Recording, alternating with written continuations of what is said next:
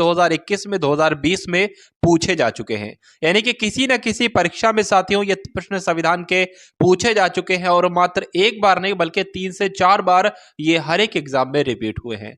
तो इसलिए ये क्लास आप सभी लोगों के लिए बहुत ही महत्वपूर्ण हो जाती है। तो सभी लोग भाई क्लास में आ जाइए और पहला प्रश्न यहां पर आपको दिखाया जा रहा है। इस क्वेश्चन का राइट आंसर आप लोग बता दीजिए। कि देखिए पूछा जा रहा है भारत के किसी राज्य का मुख्यमंत्री बनने के लिए न्यूनतम आयु कितनी चाहिए होती है। तो यहां पर साथियों मैं आपको बता चुका हूं कि अगर मुख्यमंत्री बनना हो तो आयु कितनी चाहिए होगी। देखिए लोकसभा का सदस्य बनना हो तब भी 25 वर्ष उम्र चाहिए होगी, अगर मुख्यमंत्री बनना हो तब भी 25 वर्षीय उम्र चाहिए होगी, ये आपको ध्यान रखना है। तो राइट आंसर आपको ऑप्शन नंबर ए हो जाएगा। लेकिन राज्यसभा का सदस्य बनने के लिए 30 वर्ष आयु चाहिए होती है और उसके अलावा राष्ट्रपति बनना है तो 35 वर्ष, उपराष्ट्रपति बनना है तो 35 वर्ष और राज्यपाल बनना है तो 35 वर्ष उम्र चाहिए होती है। ये सारी जानकारी आपको अपने मानव मस्तिष्क में ध्यान रखनी पड़ेगी। अब उसके बाद देखिए साथियों अगले नंबर का प्रश्न आपकी स्क्रीन पर है। राइट आंसर क्या होगा कि भारतीय गणराज्य में एक केंद्र शासित प्रदेश प्रशासनिक प्रमुख को क्या कहा जाता है। उपराज्यपाल, राज्यपाल, राष्ट्रपति या प्रधानमंत्री बताइए।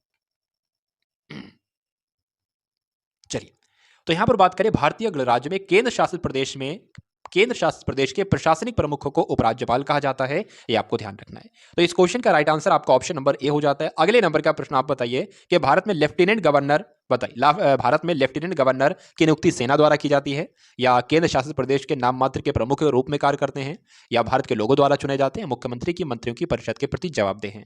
तो यहां पर अगर बात करें भारत में जो लेफ्टिनेंट गवर्नर होते हैं साथियों, ये जो होते हैं ये केंद्र शासित प्रदेश के नाम मात्र के प्रमुख के रूप में कार्य करते हैं, ये आपका राइट आंसर हो जाएगा, यानी कि ऑप्शन नंबर बी। अब उसके बाद देखिए भारत के पहले उप प्रधानमंत्री कौन थे, आपको बताना है। इस क्वेश्चन का राइट आंसर साथियों क्या होगा। तो साथियों क्वेश्चन मैं आपको एक आध दिन पहले भी करवा चुका हूं। यहां पर अगर बात करें भारत के पहले उप प्रधानमंत्री कौन है तो सरदार वल्लभ भाई पटेल हैं और अभी मैंने आपको बताया था कि इनको भारत का लौह पुरुष कहा जाता है। उसके बाद देखिए कि भारत के प्रथम और एकमात्र कार्यकारी प्रधानमंत्री कौन थे, बताने की कोशिश कीजिए।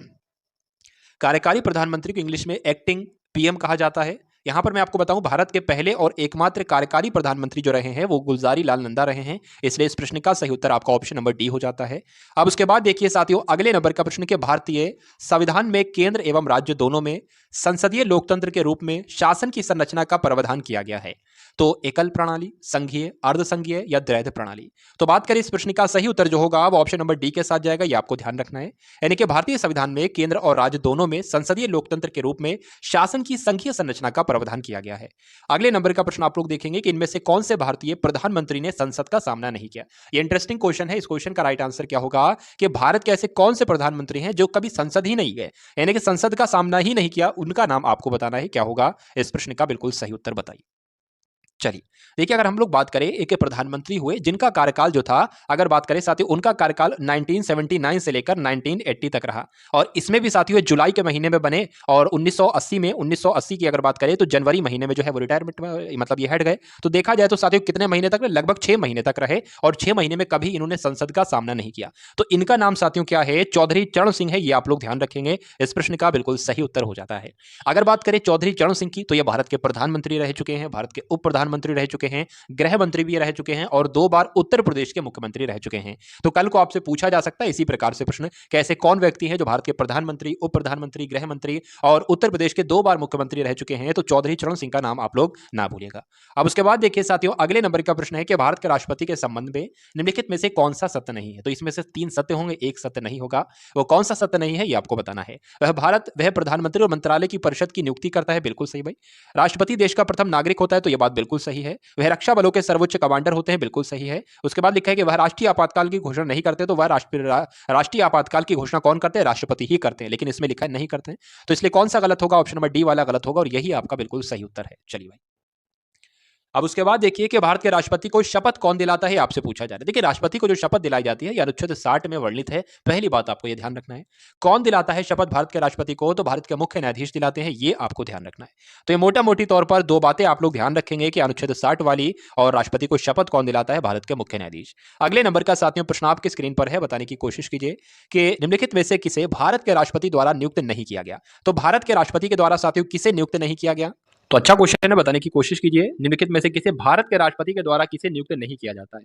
तो साथियों अगर मैं आपको बताऊं यहाँ पर राज्यों के राज्यपाल की नियुक्ति राष्ट्रपति करते हैं, भारत के मुख्य न्यायाधीश की भी नियुक्ति राष्ट्रपति करते हैं, उच्च न्यायालय के न्यायाधीश की नियुक्ति भी राष्ट्रपति करते हैं, लेकिन राज्यों के मुख्यमंत्रियों की नियुक्ति राष्ट्रपति नहीं करते हैं। तो कौन करते हैं भाई, ये सवाल पैदा होता है। अनुच्छेद 160 जब पढ़ोगे, सॉरी अनुच्छेद 164 जब पढ़ोगे तो उसमें लिखा होगा कि मुख्यमंत्री की नियुक्ति राज्य के राज्यपाल के द्वारा की जाती है। तो मुख्यमंत्री की नियुक्ति राष्ट्रपति नहीं करते हैं बल्कि राज्यपाल करते हैं, ये बात आपको ध्यान रखना है। उसके बाद देखिए भारत की पहली महिला राष्ट्रपति कौन थी। तो भारत की पहली महिला राष्ट्रपति की बात करें तो श्रीमती प्रतिभा पाटिल सिंह, ये आपको ध्यान रखना है। तो आंसर आपका जो जाएगा वो ऑप्शन नंबर ए के साथ जाएगा, ये आपको ध्यान रखना है। कभी को ये भी आपसे पूछा जा सकता है कि जो भारत की पहली महिला राष्ट्रपति उनका जन्म कहां पर हुआ था, तो इनका जन्म महाराष्ट्र में हुआ है, ये आप लोग ध्यान रखेंगे। कब से कब तक साथियों ये राष्ट्रपति रही, तो 2007 से लेकर 2012 तक ये राष्ट्रपति के पद पर रही। अब उसके बाद देखिए भारतीय सुरक्षा बल के सर्वोच्च कमांडर कौन है। तो भारतीय सुरक्षा बल के सर्वोच्च कमांडर साथियों कौन होते हैं, ये आपको बताना है। इस क्वेश्चन का राइट आंसर क्या है, चलिए। तो साथियों यहाँ पर मैं आपको बता चुका हूं कि भारतीय सुरक्षा बल के सर्वोच्च कमांडर कौन होते हैं, भारत के राष्ट्रपति होते हैं। तो क्या इनमें से कोई ऑप्शन आपको दिख रहा है जो कि भारत का राष्ट्रपति हो, तो नहीं दिख रहा है, इनमें से कोई ऑप्शन नहीं होगा, इनमें से कोई नहीं आपका आंसर हो जाएगा। तो इसका राइट आंसर जो होगा वो द्रौपदी मुर्मू जी होगा, जो कि वर्तमान समय में राष्ट्रपति है और राष्ट्रपति ही भारतीय सुरक्षा बल के सर्वोच्च कमांडर होते हैं। अंतिम प्रश्न आपके लिए कि भारतीय संविधान निम्नलिखित में से कौन से मौलिक अधिकार की गारंटी नहीं देता है, यानी कि कौन सा मौलिक अधिकार इसमें से नहीं है, ये आपसे पूछा जा रहा है। स्वाधीनता का अधिकार, धार्मिक स्वतंत्रता का अधिकार, समानता का अधिकार या व्यवसाय का अधिकार। तो ये साथियों अंतिम प्रश्न है, बड़ा ही आसान सा प्रश्न है। तो इसका राइट आंसर आपको बताना है कमेंट सेक्शन में, क्या होगा इसका राइट आंसर। तो साथियों क्लास को यहीं पर एंड करते हैं। आप सभी लोग क्लास को लाइक कीजिएगा, शेयर कीजिएगा, चैनल को जरूर सब्सक्राइब करके बेल आइकन पर क्लिक कीजिएगा। जय हिंद साथियों। ये वीडियो पसंद आई तो इसे लाइक करें और हमारे चैनल को सब्सक्राइब करना बिल्कुल ना भूलें और हमारे वीडियोस को सबसे पहले देखने के लिए बेल आइकन को भी जरूर प्रेस करें। धन्यवाद।